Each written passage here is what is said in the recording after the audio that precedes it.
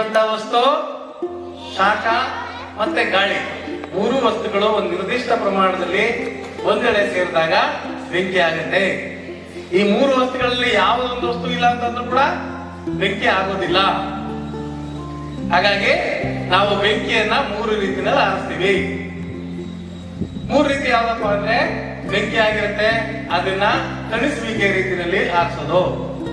ಎರಡನೇದು ಬ್ಲಾಂಕೆಟಿಂಗ್ ಸಿಸ್ಟಮ್, ಮುಚ್ಚಿ ಬೆಂಕಿ ಆಗಿರುತ್ತೆ ಅದಕ್ಕೆ ಮುಚ್ಚಿ ಬೆಂಕಿನ ಆರಿಸ್ತೀವಿ.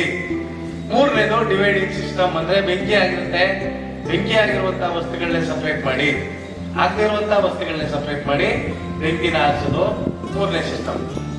ಬೆಂಕಿ ಆಗೋದಕ್ಕೆ ಮೂರು ವಸ್ತುಗಳು ಬೇಕು, ಉರಿಯುವಂತಹ ವಸ್ತು, ಶಾಖ ಮತ್ತೆ ಗಾಳಿ.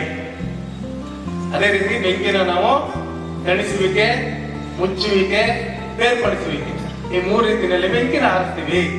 ತಿಳಿಸಿ ಮಕ್ಕಳಿಗೆ 0 8 2 3 1 2 4 2 6 0 0 ಇದು ಮಳವಳ್ಳಿ ಫೈರ್ ಸ್ಟೇಷನ್ ನಂಬರ್. ಈ ನಂಬರ್ ಇಟ್ಕೊಳ್ಳಿ.